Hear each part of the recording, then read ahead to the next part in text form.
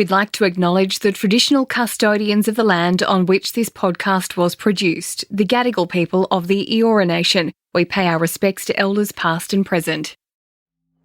It's 2023 and we're bedside in a Sydney hospital with Billy Dib. The world champion boxer is facing his toughest fight yet: cancer. He's in unbearable pain and thinks this could be the end of him. He pulls out his phone and starts recording videos for his young son. A special message for each milestone he won't be there for. He diligently puts them all in a folder and prepares instructions for his wife on how to find them. Billy knows all too well what could happen next. He watched his first wife go through this less than a decade ago, tragically losing her battle. It takes all of Billy's strength and courage to continue this enormous fight outside of the ring. I'm Ant Middleton, and this is Head Game. Today, a Billy Dib masterclass on overcoming adversity with faith, family, and friendship. Now, Billy is the former IBO Super Featherweight Champion and the IBF Featherweight Champion. And I say former, mate, you're looking in great shape. Maybe you should go back and get those belts. I'm looking at you. You're looking well, mate. You're looking fresh. How you feeling, Billy? I feel good, man. I feel really good. You know, it's good to be alive. I feel fit. I feel strong, and man, it's just good to be healthy. Yeah, it is. Do you know what? It's the gratitude, especially once you've had a career like you've had yours. And you just won an award recently, didn't you? I did, man. So before we go into your childhood and go, what award did you win? So recently I overcame cancer. And then I decided that I wanted to leave boxing on my own terms. I never wanted cancer to be the reason why I retired from boxing. So I decided to have a comeback fight, and I won that comeback fight in Germany. And then His Excellency in the team at the Ring magazine contacted me and said, "Look, we would like to invite you to London for the Ring magazine ceremony." And I was given comeback story of the year. Wow. In front of all the greatest champions. You know, to finally receive your flowers on such a big platform and at a big stage, it was just unbelievable. It's huge. It's like the longest standing boxing magazine in history. So, you know, and His Excellency bought it off Oscar de la Hoya. You know, so to be at this event, you had Canelo Alvarez, you had AJ, you had Usyk, you had all of these great champions there, and I was given this award in front of all of them, and I was given a standing ovation, which was unbelievable because, you know, obviously a lot of people respect the fact that I overcame cancer. Billy, honestly, there's a reason why you got that award, and we're going to dig deep into that right now because your story is fascinating. But let's dig into your childhood. Where were you born, Billy, and where did you grow up? Yeah, so I was born in Australia. I grew up in the Sutherland Shire of Engadine, which is a predominantly white area, and I grew up with 5 brothers and a sister. You know, in an area that basically wasn't kind to us. And why was that? Because we come from an Arab descent. My father is Lebanese, my mother is Palestinian, and we look the way we look. And for us growing up in Engadine, we sort of stood out like a sore thumb. And I don't really blame the kids because as a kid, you fear what's different. You know, we were different. We looked different. We had brown hair. We had brown eyes. You know, we were tan skinned. People feared that, you know, like, who are these people? Where do they come from? So people would often spray on our fence at home, "Go home, you dirty wogs," you know, and things like that. It was also racism. It was pretty right. Yeah, it was really, really bad. And I mean, look, I'm grateful for that because the truth is that without that, I would have never found boxing, and that's what led me to boxing. You know, the bullies. You know, the people who, you know, spat at me, people that pushed me around, that kicked me, you know, I mean, all these sort of things, that's what led me to my destiny. And I'm forever grateful because without them, I wouldn't be where I am today. I'm really grateful for each and every single person that did that. And true to God, you know, we were able to turn them around anyway, you know, because through the support of my family, I was able to overcome that, become a world champion, do my thing. And, you know, the naysayers became supporters. Do you know what? I love that the naysayers Yeah. became supporters, your enemies became your friends ultimately. Exactly. But let's dive a little bit deeper into that. So, did you class yourself as an Aussie, or due to the racism, did you sort of fall back on your parents? Sort No, of, well, look, my background? father was a very proud man, Mm-hmm. and he always made sure that we held the Australian flag up first. You know, even like Love when I that. boxed, wherever I boxed in the world, my dad was always very, very like, you got to make sure you take the Australian flag with you. And I was always going to do that anyway, you know. But my dad was such a proud Australian, and he used to always tell us, like, Australia's done everything for us.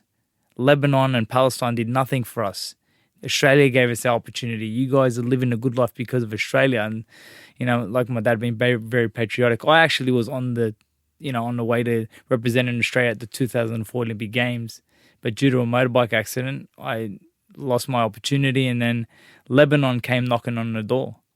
And they offered me this amazing opportunity to represent Lebanon, you know, at the All African Games, and to try to win my opportunity to represent Lebanon at the Olympic Games. And my dad, I was all in. My dad was like, absolutely not. We're going to have to say thank you for that opportunity, but we're not doing that. And I was like, Dad, why would you do that? And he's like, listen, if you go and represent Lebanon and you end up fighting Australia in the first round of the tournament and you win, he goes, hey, I mean, could you ever come home? You're never coming home. Like, you'll forever be the enemy. And then, you know, I didn't understand it at the time, but I do understand it now. You know what I mean? Obviously, as I grew older, I started to understand these things. And, you know, obviously the support and the love that I've been shown by the Australian public has been unreal. But growing up, it must have been quite hard because you've obviously got a very positive mindset to be able to think like that, or you had a very positive influence behind you, i.e. your dad and your mum.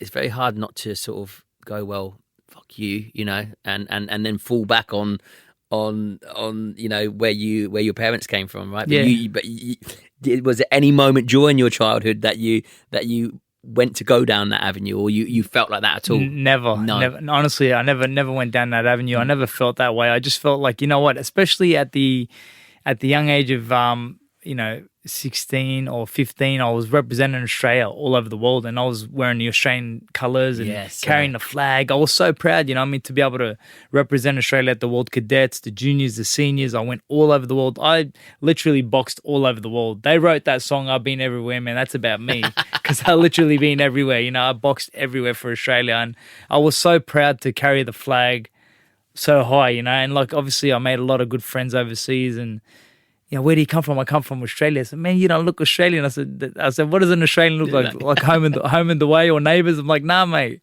I'm from Australia. I'm dinky doy, you know? Yeah, exactly. Home and away and neighbours.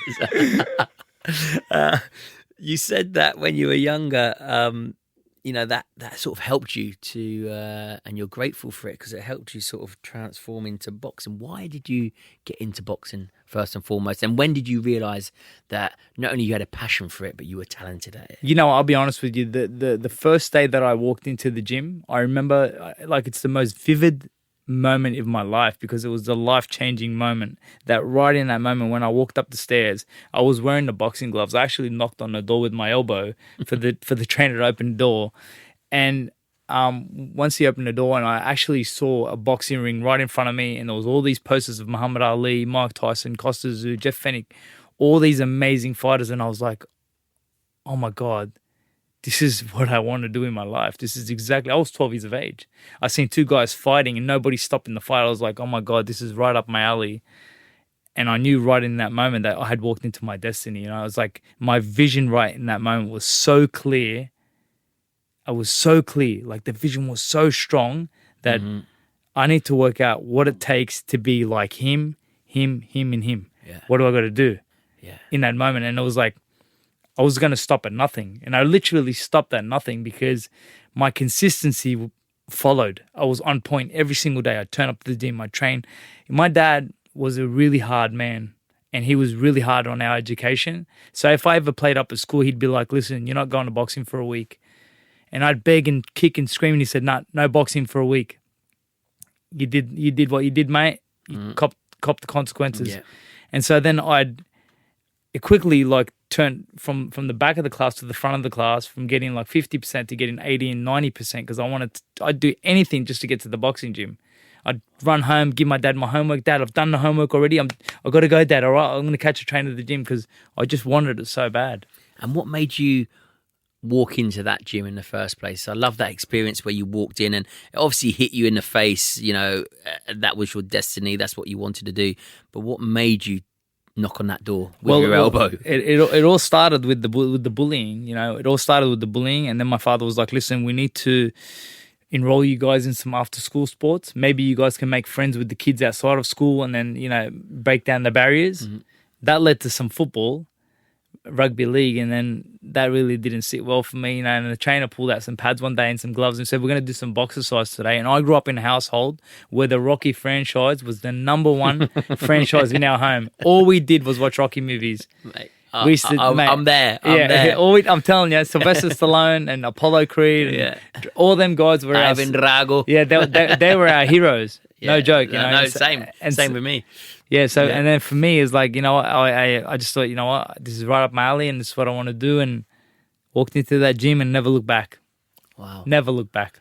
And you say that your childhood sort of shaped you, so do you think once you started boxing and you realised that you were good at it, do you think the respect then, was it easier for you to integrate with finding new friends? And I didn't have to find the new friends, because what I did was, one day the PCYC linked me up to have my first amateur fight, and I thought, this is the greatest, this is such a great opportunity. Your first fight, right? My first ever fight. So you know what I did? I made a poster, and I went to the school and I said to the principal, I said, "I'm going to be fighting at the Sutherland PCYC. Can I invite the whole school to come watch me fight?" And he was like, "You can put the poster around, whoever wants to come to fight." So I basically plastered this school with posters, right? I'm not joking.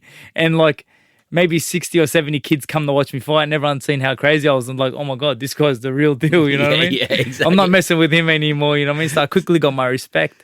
It was such a racism to stop there. Mate, I tell you, there was a few incidents after that, but it didn't last long, because I was quick to put an end to it, you know what I mean? It was I had to stamp my authority. This is what's going to be, you know what I mean? You're going to show me respect.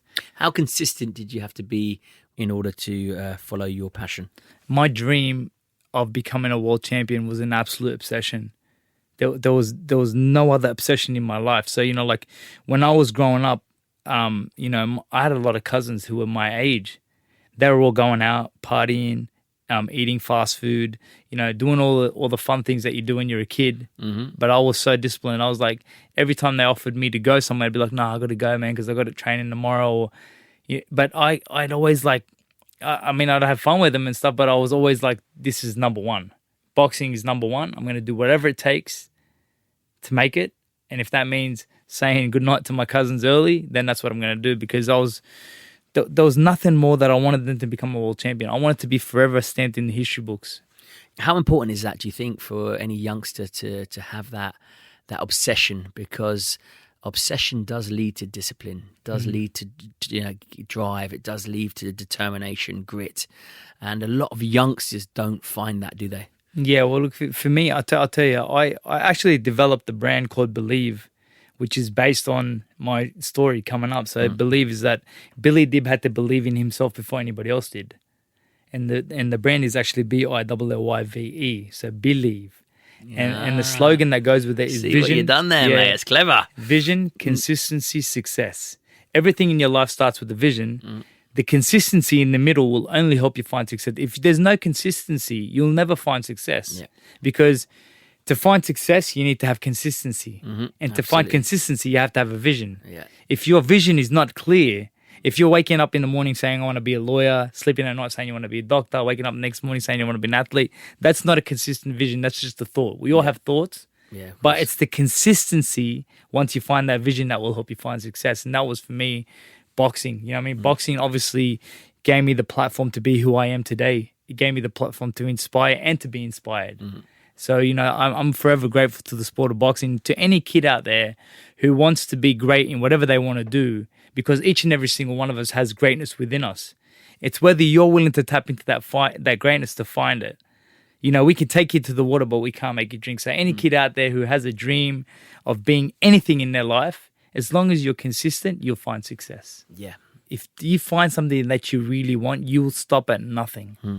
You know what I mean? You know yourself, you've been there before. You know what I mean? When you want something really bad, it's an obsession, right? It takes an obsession, exactly. And not many people have it. I think there's only like a select amount of people who have that, that obsession thing. You know what I mean? It's like, I really want this. I'm willing to do whatever it takes. Yeah.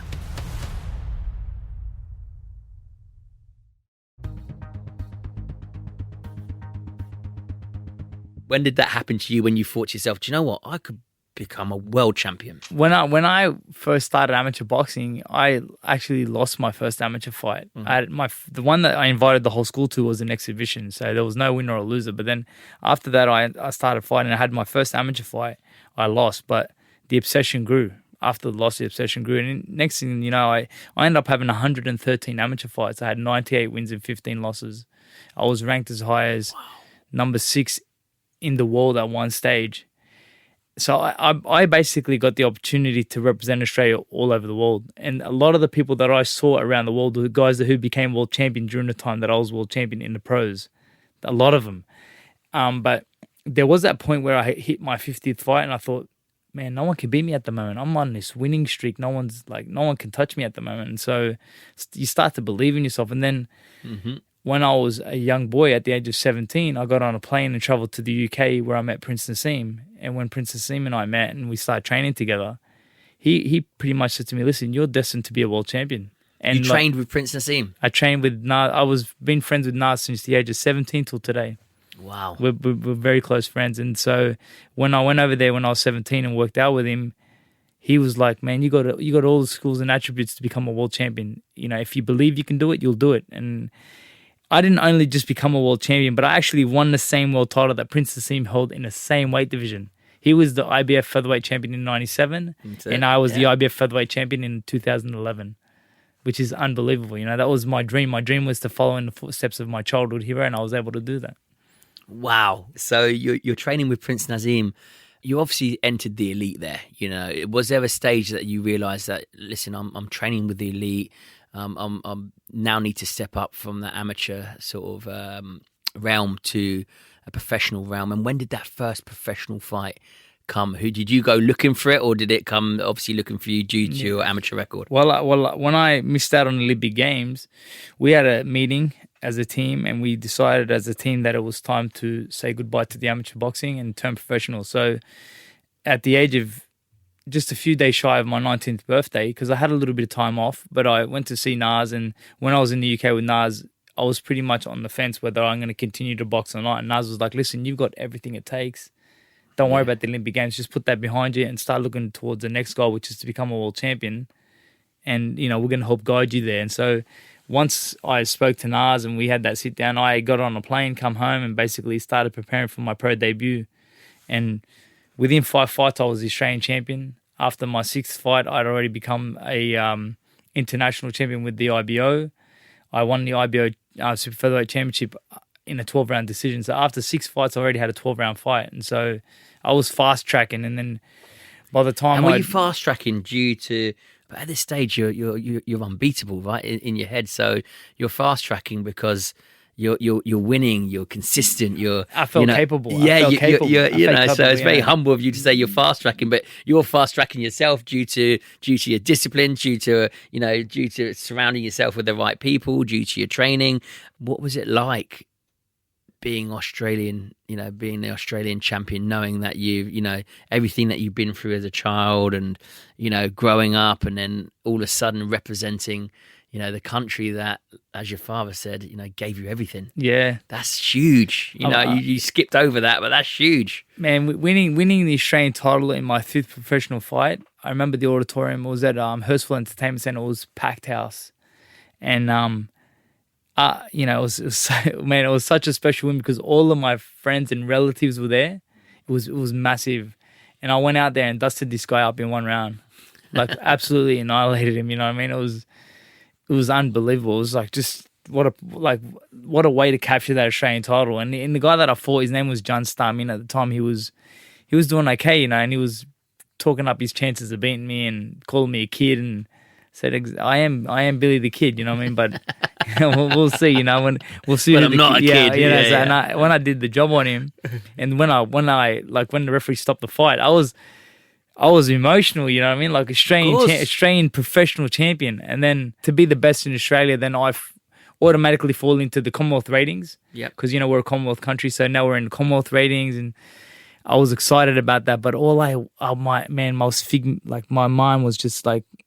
All I cared about was being a world champion. I just wanted to follow in the footsteps of my childhood hero. I had just come back from doing a camp with him, and then I won the Australian title, and then I knew I was going back to do another camp with him. That obsession was real. Like it really, was, right? like I'll tell you, the obsession was that real that I used to cry for it. I used to cry. There would be nights that I would cry and just beg God, say, God, please, I'm begging you. Like, there's so much more to unfold with you. You know what I mean? Obviously, I did win the world title. And, and a lot of people say, I've reached the pinnacle and I'm done. But for me, I wasn't done there. I wanted more. Was it hard for you to win that title and then keep, to edge forward and keep on going to the elite levels? Because I know a lot of people that have reached a certain stage, whether it's in their career, whether it's on a course, a military course, and they go, do you know what? That's me. I'm going to sit at the top of this castle and away we go. Was there any sort of... any resting on your laurels at that stage? Absolutely not, man. That was just a kickstart. For me, that was a starting point. That was really the starting point. Amazing. And then obviously after that came like international titles and things like that. And then eventually I got to the point where I fought for the championship of the world, and it was on the undercard of Anthony Mundine versus Crazy Kim. It was in a packed out stadium in Newcastle, and I fought a gentleman by the name of Zolani Morali, who's no longer with us. He was killed in his hometown of South Africa. And so, I fought him in an absolute dogfight. And I had to go to places that I've never been before. And, this is where I get this whole thing in my mind that in order to be elite, in order to be the best in the world, you have got to be willing to go to a place that the opposition is not willing to go to.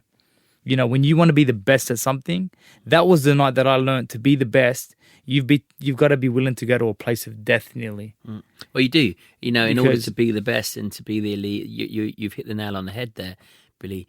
You need to, in your mind, give up the ultimate sacrifice. Yeah. Which I think is your life. It's like that with me in the military. I was willing to trade the ultimate sacrifice for success, to get the job done, for mission success, 100%, right? And it goes down to that in the ring. It's no different. It's the obsession is so real that when I say to people, "What are you willing to sacrifice?" My life. When people say my life, I'm like, "You're there, brother. You're there." Just keep on pushing forward. I tell you, in round 9, Johnny Lewis looked me dead in the eye, because Johnny Lewis was helping me at the time, and he said, "Billy, no one will question your balls if I stop the fight now." And I looked him dead in the eye and I said, "Don't you dare.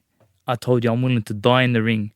I'm not leaving without the belt. Don't let me leave without the belt." Very stern, in that moment. And he didn't stop the fight, even though he could have, because it was getting like that. It was really rough. Even though I was winning, but it was a rough fight.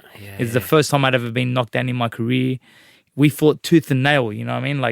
Toe to toe. I was willing to go to that place where I nearly died to be victorious. And I'll be honest with you, after the fight and being crowned champion, I remember going back to the hotel and I was shaking profusely.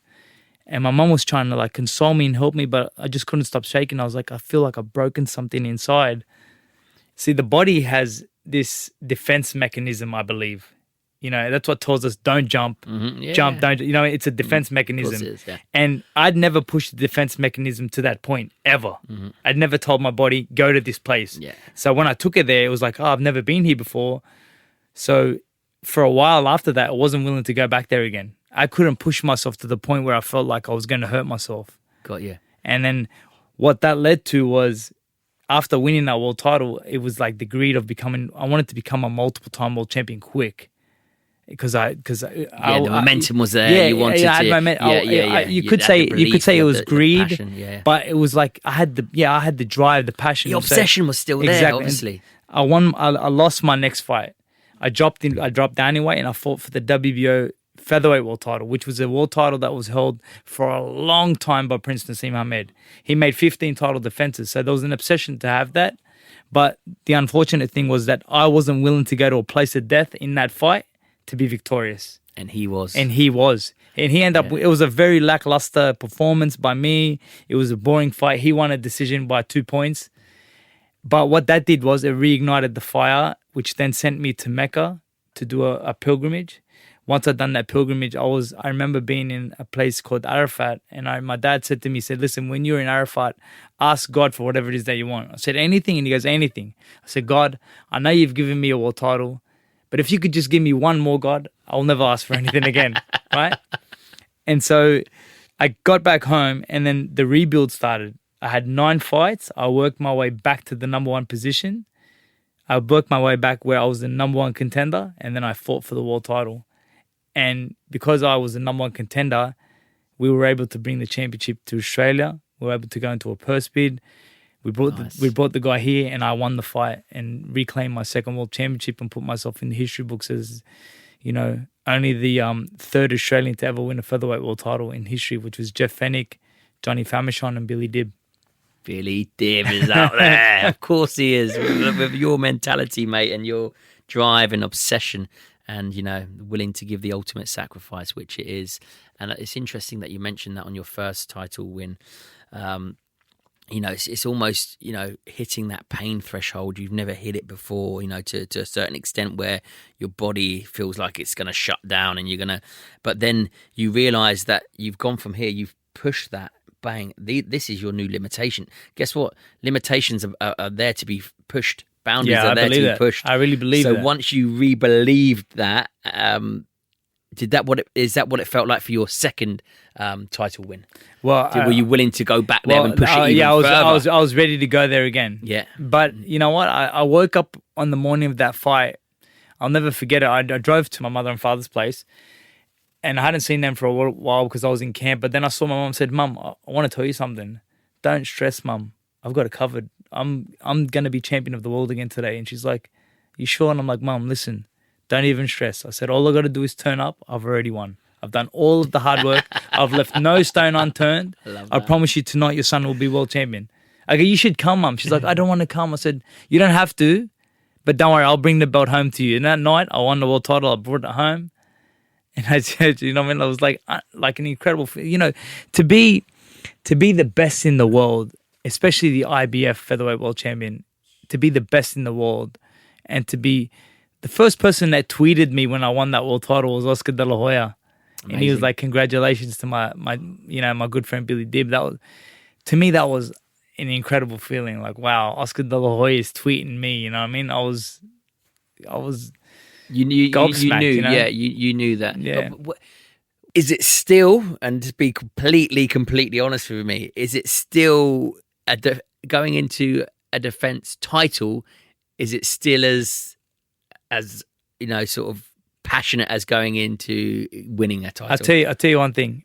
You go into a realm of untouchable. That in my mind, I was in the realm of untouchable. Like, I'm too good to be touched. Unstoppable. Yeah, and so, but when I won that world title, it was a vacant world title. So it was a vacant world title that the number 1 and number 2 were fighting for. So for me, I was like, well, I'm not really going to be regarded as a great world champion until I defend it. So let me go out and make my first title defense. And poor guy that I fought in my first title defense was an Italian guy who had a record of 31 wins without a loss. And he came over talking about he's going to do this and he's going to do that, and he's leaving back to Italy with the championship. And I said, listen, do yourself a favor and bring a pillow. I said, you're going to sleep. Billy the kid's going to sleep. I said, bring a pillow, you're going to sleep. And I actually... Did he bring a pillow? Did you bring one for him at least? I translated it to him in Italian because I wanted him to understand exactly what I was saying. I told him I'm going to knock you out in one round. Yeah. And you know exactly what I did. I went out there and I dropped him with this body shot and belayed him right out in the first round. To be world champion and to win your first title defense with a first round knockout against a guy who was the European champion, I was like, man, I am on that pedestal right now and you can't shake me off. No matter what you do, you're not shaking me off the pedestal. I was on a major high, and for me, it was like when I was champion, it wasn't just about me because, to be a champion, you need a team. It's not just about you. It's about everybody else that's around you. You know what I mean? It's like the minute you hit any sort of adversity in your life, if you've got something to fight for, you'll find a reason to fight. But if you don't, you'll give up. But for me, it was like anytime the going got tough in the road to becoming a world champion, I would always think about all the people that were invested in me. Like, number one, my family, my management, my trainer, my fans, my love, like, you know, like all these people had invested in me. They were invested in me. So it was like my job was to turn up and do the job. So when I was winning, they were winning. Yeah. You know, that's how I felt. I felt like, how amazing is it for my brother, who is at the time just a young kid going to school, that he can go to school and tell his mates that my brother's a world champion. Yeah. A 2-time world champion. My brother is a 2-time world champion. I was like, what an incredible feeling.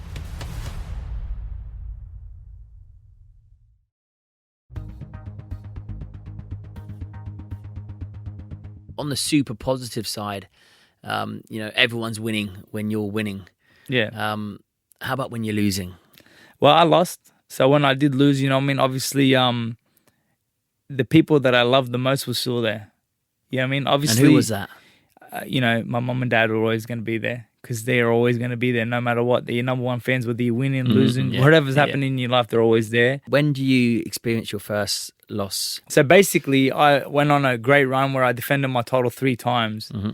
And then I signed this amazing contract with Floyd Mayweather and 50 Cent. Mind-blowing contract, right? Young kid from the burbs of Engadine. All of a sudden, he's in Vegas signing. Come on, tell me what that contract was. Come on, big time deals. And then I'm sitting down with 50 Cent, and he writes up a contract that offers me $3.3 million over a course of 9 fights. Like, I was like, I've made it. This is like, I've made it. You know what I mean? This is my, and that was at a minimum. That was 3.3 million at a minimum. You know, so I was like, I'd made it. I was like, man, I'm home and hosed. You know what I mean? And then 50 Cent and Floyd Mayweather had this massive fallout. I got caught up in the middle of it. And then basically Floyd Mayweather being Floyd Mayweather and having the power that he has in boxing, he was able to basically have me blacklisted from the TV networks. Wow. Him and 50 fell out. I was stuck in contract with 50, and Floyd wanted to make me pay for that. You know what I mean? So how mental is that you're this kid born, you know, in Oz, you grow up, you experience racism, bullying, you hit the gym because of it, and then is it surreal? And do you ever take yourself back to those moments when that happened, to even just be sitting down with these names, you know, and you know, being associated with these names? Is it not? Do you not pinch yourself sometimes? Yeah, it was. Listen, I'll be honest with you. As a kid, it was unreal to be able to pick up the phone and be like, "Hey, 50, can you speak to my friend for a minute?" And like, that's how it was. It was like that for a good year and a half. It was exactly like that. 50 would like be on call, you know, he was on dial, but man, Floyd Mayweather became a real bully, you know what I mean? He was an absolute bully. I was like, man, why are you doing this to me? What did I do to you? I don't even really know you, man. Yeah. But, you know, at the end of the day, they had their feud. I got caught up in the middle of it, but it makes for a good story. Yeah, you know, I'm a good sport, man. Like I said to you, you know, like, you got to ride the waves of life. You know what I mean? There's highs and then there's lows, and you know we could get stuck in the lows. But you know, somebody, a great mentor of mine said this to me the other day. He said, "Listen, there's a reason why the rearview mirror is so small and the windscreen head is so big ahead of you, because there's so much more to attain in life. There's, you know, looking at that rearview mirror and getting stuck in the past that's old news. You know what I mean? And I'm no longer like that. And you know, obviously, the experiences that I've had in life have built me to the person that I am today." So when does the cancer scare come along? And is it a scare at first, or was it just like... Nah, it was like a full-on diagnosis. It was full-on, man. It was full-on. Talk me through when you're unstoppable at the top of your game to realising, well, maybe I'm not unstoppable. Well, I was rated highly with the IBF at lightweight, and I was on the verge of an opportunity to fight George Kambosos in an All-Australian showdown. And I was in the gym preparing for it. And then one day, a friend of mine, he hit me with a body shot. And when he hit me in the body, he didn't win me, but there was like a really excruciating pain, like somebody had stabbed me in the stomach. I felt like I had torn something. But then, you know, obviously I got out of the ring and, you know, I went about my day. And then the next day I come into the gym again to try to skip. And when I was skipping, this thing was really hurting. So then I was like, there's something wrong. I couldn't go to the restroom. I couldn't defecate. I couldn't do anything. Something wasn't right. And so I basically went to my mum and dad's place and begged my mum for mercy, and it wasn't until like they actually ended up taking me to the doctors, and then I saw the hematologist, and they ended up doing a scan, and they found that I had colon cancer. So they removed a 9 centimeter tumor. It was actually a 7 centimeter tumor, but they cut a 9 centimeter diameter out to make sure that they cleaned up everything. Big. Yeah, it was massive. 7 centimeters. It was like this, and so that'd been there for excuse going back, but that'd been there for how long? They reckon it'd been there for a while. But had I not got hit there, it would have continued to go without any. I would have not known about it. Maybe it would have been too late by the time they found it. Wow. So when he hit it, it ruptured. They told me that it actually ruptured, and that's how we found it. And so once they did the scan, they took it out. Then they said to me, look, we're going to do a bit of chemotherapy just to clean up around it. And I said, no, I'm not doing no chemo. I don't want no part of chemotherapy. And they were like, why? And I was like, look, 2015, my wife was diagnosed with cancer. She died 2 months and 10 days later. Wow. And you're still... How do you carry on from that? How do you take a positive step forward from that? I'm going to be honest with you. Look, I'm a very God-fearing person, and I believe that God does everything for a reason. And like I thought about it when Sarah passed away. I was like, who can I fight with? Am I going to fight with God? I can't fight with God. I've just got to be very accepting. And then God is very merciful and very giving as well, because today I'm married and I've got a beautiful wife and a beautiful son, and life is good again. You know what I mean? And truth be told, I wouldn't change what I have today for what I had. Mm-hmm. I wouldn't do that. I'd say, and moving forward, everything is just great. Mm-hmm. Everything's is a really good position now. So, how did you?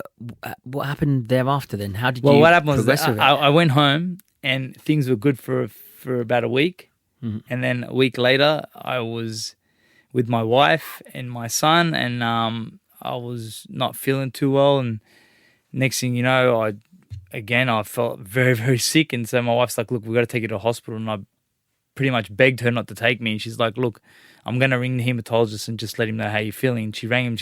He goes, look, I'm really sorry to tell you this, but we've had a look over Billy's bloods. We're hoping we didn't have to tell you guys till Monday, but you got to bring him straight back. We think his cancer spread.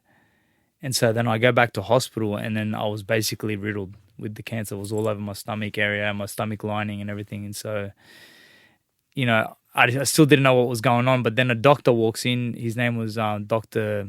Adrian, and we had a talk, and he basically said to me, he goes, you're not in a very good state. Do you know what it is that you have? And I had no idea. And he goes, mate, you've pretty much got 6 months to live. And in that moment, I was obviously gobsmacked. But the only thing I could think about was not being a quitter. I'm not going to quit. So I asked him the question. I said, how do I turn 6 months into 60 years? And he goes, why? Is that what you said? Yeah. I said, how do I turn 6 months into 60 years? And he asked me the question, why? That's all he had to ask me. When he said why, I said, look, I got a son who's on the verge of turning 3, and I need to walk him to school in 2 years' time. So I need to do everything in my power to beat this cancer. And he goes, you got to start chemotherapy yesterday. And I was like, I'm on board. And he goes, just like that? I said, yeah. I said, it's not about me anymore. This is about my son and my wife and my family. It's like, I can't quit. Because if you're a quitter, in my mind, I'm thinking if I quit, then I give permission to my wife to quit, who then gives permission to my son to quit. And quitting is like a chain reaction thing. And I didn't want to be a quitter. It's like a mold. Once it gets hold of you, it didn't go for it. I was never going to quit. So I said to him, I'm on board. And I'll tell you, I've never experienced pain like chemotherapy in my life. I found the newfound respect for my deceased wife in that moment, because I was like, the amount of pain that I had to endure during the chemo treatment was like no other pain that I've ever experienced in my life. Try and explain that pain. What's different about it? What's so it's like amplifying about it? It's like, it was bone breaking, like bone crushing pain. You know what I mean? Like it was the pain of not having the energy to even stand up. I couldn't even gather myself to make it to the restroom on time. Like, excuse the listeners in that. Like, I was basically having accidents on myself because I just couldn't make it to the restroom. I was in a really, really bad way. And I got to the point where I actually said to the doctors, I can't believe I gave you permission to kill me. And they're like, we're not trying to kill you, but we're just trying to help you get better. But this is what it takes to get better. I was like, you got to kill all of this in order for me to get better. Basically, it's a reset of the body. You know what I mean? Imagine they turn every sort of power button in your body off and then they turn it back on again. You know what I mean? That's what it was. Like, there was numerous 23-hour cycles of chemotherapy. And what did it feel like to go from, Billy the Kid, the unstoppable, the invincible, to being there, the complete opposite of you're having accidents, you can't get up? Was there talk about, I don't want to say a fall from grace because it's not that, but talk about being on different sides of the spectrum. It just became like, I started to understand that the importance of time. Did it affect you psychologically? No, not at all. Bulletproof mindset. No, honestly, I had this thing about I can't quit. And I actually wrote it on the wall. My brother wrote it on the wall of the hospital where I was, because I was in that ward for 6 months. Get up, you son of a bitch, because Leif loves you. And every time I felt like I couldn't get up, I'd just think about my son and be like, no, I can't do this to him. He's going to go to school and tell his mates that his dad passed away. Like, my dad quit. And I'm not a quitter. If he's going to tell his friends that his dad passed away, he's going to say, my dad went out like a warrior. My dad did everything in his power to fight to be here for me. Did that become the new obsession? That was the obsession. The obsession was walking him to school. That was it. Yeah. That's all I cared about. I was like, you know what? My son's not going to be that kid that goes to school without his dad. I'm not doing that. And like 3 weeks ago, I got the chance to walk him to school for the first time.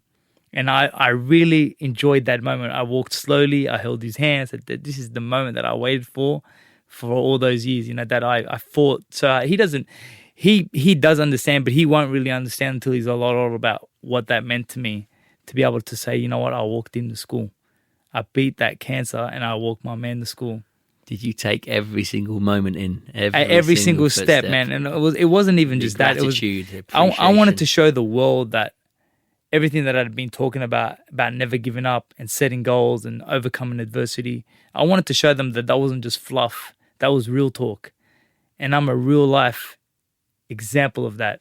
And even the fact that when I decided that I was going to have a comeback fight, people like, you're crazy, man. You just come off having cancer. You're talking about having a comeback fight. I said, listen, this is what dreams are made of. You know what I mean? You got to set goals. You got to have that vision. And how hard was it to get back into a training camp? Unbelievably hard. Man, I'd never, listen, it was a fight. It was like, there was days where I felt like, you got to be real with yourself, mate. You know what I mean? You're done. You're done. Nah, I know. But you know what? Then there's a day where it just flips and everything gets better and you're like, oh, I'm back. Oh my God, look, I'm letting it go. And, I start feeling good about myself and I start turning up to the gym every day and I'm running and I'm feeling healthy and clean and fit. And, when you feel like that, you give off this energy. Mm-hmm. And like when you give off that energy, everyone around you starts feeling that sort of energy. They start being positive and 100. All of a sudden you're back. And then, I got to leave on my own terms, man. Like, and not many people get to leave the sport of boxing on their own terms. Boxing has a thing of you either leave on your back, or you retire on your own accord. Leave on your back, or you leave on your belt. That's it. So, and for me, I was like, there was a chance that I could leave on my back. Because coming off cancer, but obviously being sensible, we picked the right opponent. Because I'm gonna be a realist, we did pick the right opponent, and even though I showed him a lot of respect and he still brought it, I was able to do, I was in good enough shape to do what I wanted to do nearly, you know what I mean? But when you think about a lot of great fighters who have left the sport of boxing on their back, I can name 10 of them, you know what I mean? But to go out on my own terms as a winner, to leave the sport of boxing on my own terms as a champion, and to go on to get the award of Ring Magazine Comeback of the Year was just like the complete top off. It was like the flowers that I always wanted from boxing. I love that, Billy. Do you know what? But one thing that really, really stands out to me, and before we finish, is the positive mindset that you have, the power of positive thinking. How important is that in life, and how do you ascertain that mindset? I think it's for me to explain it to other people, it's like it's one of the most important tools to have in your life. To be able to overcome, to be able to experience that. Because we're all going to experience, the highs and the lows of life. And when you're high, you're in this amazing place. And when you're in a low place, there's a lot of people that are going through darkness, but they just have to understand that after the darkness, there is light. Mm-hmm. And I always understood that. You know what? There's going to be good times and there's going to be bad times. Not everybody is going to have an amazing life. It's not written that way. We're all going to experience certain things in our lives. And I've experienced certain things, and that's built the platform for me to be where I am today. And that's to go on and inspire people to achieve their own greatness. We all have that within us, and we're all going to go through certain things. I can assure you of that. If you are born, you're going to go through a whole bunch of stuff, and then eventually you're going to reach that point where, the lights turn out. But it's about just that happy medium, and being an accepting person and just understanding that you got to roll with the punches. That's life. Love it, mate. I love you. You're full of positive energy. I can feel the energy from across the room here. And you know what? People are going to get so much out of your book. Pick it up. It will inspire you tenfold. Billy, thank you so much, Ian. Cheers, mate. Thank you. My guest today was Billy Dib. If you'd like to find out more about his books, head over to billydib.com. Thanks for listening to this episode. If you enjoyed it, please leave me a review. I'm at Middleton. See you in the next episode.